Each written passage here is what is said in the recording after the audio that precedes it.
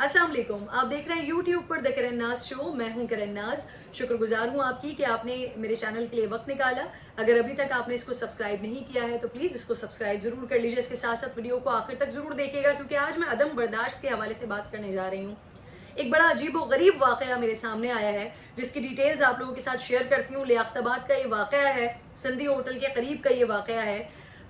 एक घर में कुर्बानी का जानवर लाया गया, दूसरे पड़ोसी के घर के बाहर वो कुर्बानी का जानवर बांध दिया गया।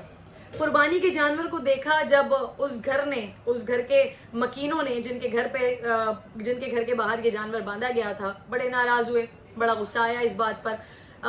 शोर शराबा मोहल्ले में शुरू हो गया। जब शोर शराबा शुरू हुआ तो जिनका वो जानवर था वो भी बाहर आया और आपस में गुत्थम गुत्था, मार धाड़, लड़ाई झगड़ा शुरू हो गया। खैर ठीक ठाक जब वहां पर शोर शराबा और लड़ाई झगड़ा शुरू हुआ, चलता रहा, तो फिर जो मोहल्ले के बुजुर्ग थे वो आए बीच में। उन्होंने दोनों में सुलह करवाई और सुलह करवाने के बाद दोनों ने अपने अपने घरों की राह ली। लेकिन उसमें से एक शख्स जिसके घर के बाहर ये जानवर बांधा गया था, जिसने शोर शराबा शुरू किया था, वो कुछ देर के लिए वहां से गायब हो गया।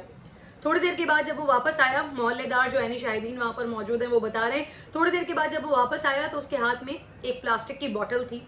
उस प्लास्टिक की बोतल में आप तमाम लोग जानते हैं क्या था।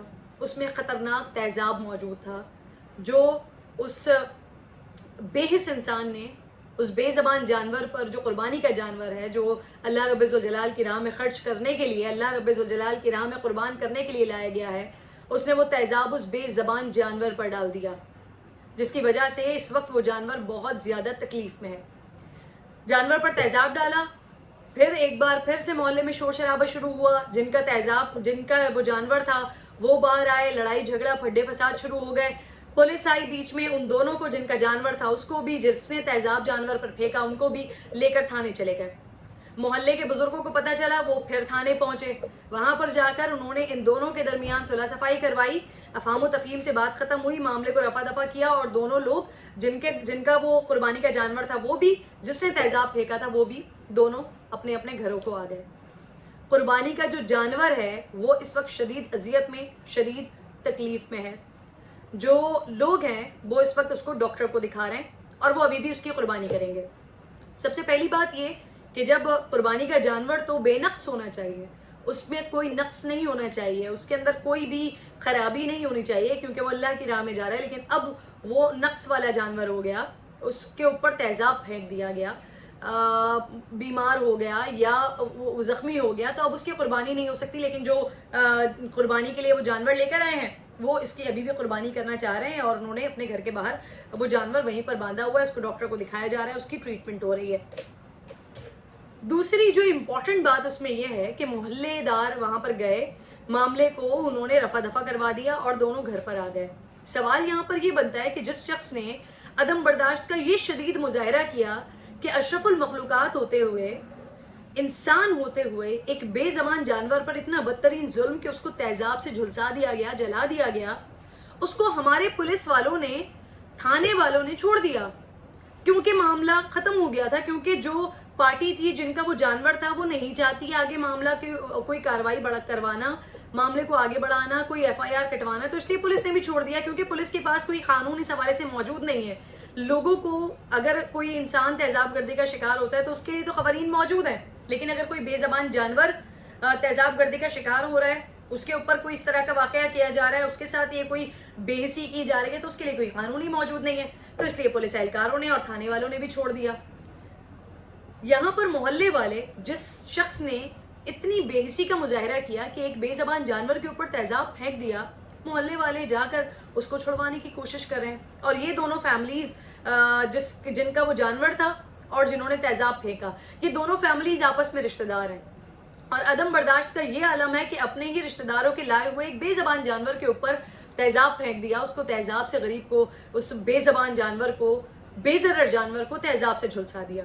और फिर उसके बाद दोनों, क्योंकि रिश्तेदार हैं आपस में, दोनों ने सुलह कर ली। सुलह करने के बाद अब दोनों जो है वो एक दूसरे के खिलाफ कोई कार्रवाई नहीं करवाना चाहते। चलिए थोड़ी सी बात ये मान भी लेते हैं कि किसी दूसरे को, अगर आप कुर्बानी का जानवर लेकर आ रहे हैं तो किसी दूसरे को उससे परेशानी नहीं होनी चाहिए। आपका जानवर है, आप अपने घर के बाहर बांधें। लेकिन जिनके घर के बाहर बांधा हुआ है वो अदम बर्दाश्त का ये अवलीन मुजाहरा करेंगे कि वो किसी भी बेज़बान जानवर को जला देंगे। तो उसको झुलसा देंगे। कहाँ है इंसानियत? बेजबान जानवर है, वो कुछ कह नहीं सकता, वो बात नहीं कर सकता, वो अपनी तकलीफ के बारे में नहीं बता सकता, और सबसे बढ़कर वो अल्लाह की राह में कुर्बान होने के लिए लाया गया जानवर है। अदम बर्दाश्त का ये आलम है कि आज आप जानवर को जला रहे हैं तेजाब से, कल आपको अपने गुस्से के ऊपर इतना कंट्रोल नहीं है, कल आप किसी इंसान को जला देंगे। तो मोहल्ले वाले जो ऐसे शख्स को पुलिस से छुड़वा कर लेकर आ गए, वो जरा सोचें कि ये वो शख्स जो आज जानवर को जला रहा है, कल इसके गुस्से को और हवा मिले कि ये तो किसी इंसान को भी जला सकता है। तो मैं तो रिक्वेस्ट करूंगी हुकूमत पाकिस्तान से भी, न सिर्फ हुकूमत पाकिस्तान से बल्कि तमाम मुतल्लिका इदारों से, कि इसके ऊपर कानून साजी करें।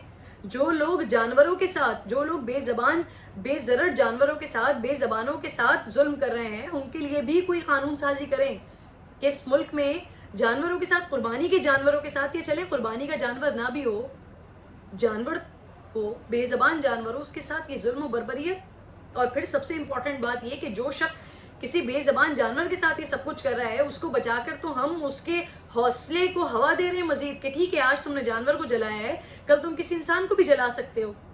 मोहल्लेदार बुजुर्ग जो हैं वो अपने हैं, छुड़वा के ले आएंगे थाने से, उनको सजा नहीं होगी, उन पे FIR नहीं होगी।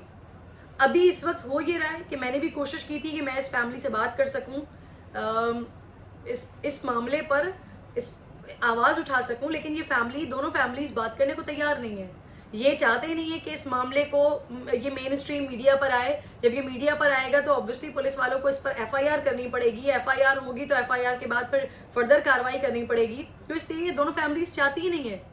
लेकिन इन दोनों फैमिलीज को भी ये सोचना चाहिए कि एक तरफ आप जो बचाने वाले हैं, जो दूसरी फैमिली है जिनका वो बेजबान जानवर था, वो एक ऐसे शख्स को बचाने की कोशिश कर रहे हैं जो जानवरों के लिए भी खतरनाक है और कल किसी इंसान के लिए भी खतरनाक हो सकता है। और जो दूसरी पार्टी है, जो वो शख्स है, जो उसकी फैमिली है, वो भी इस बात को सोचें कि जो शख्स किसी बेजबान जानवर को नहीं छोड़ा, वो अपने खानदान वालों के लिए, अपनी फैमिली के लिए कितना खतरनाक होगा।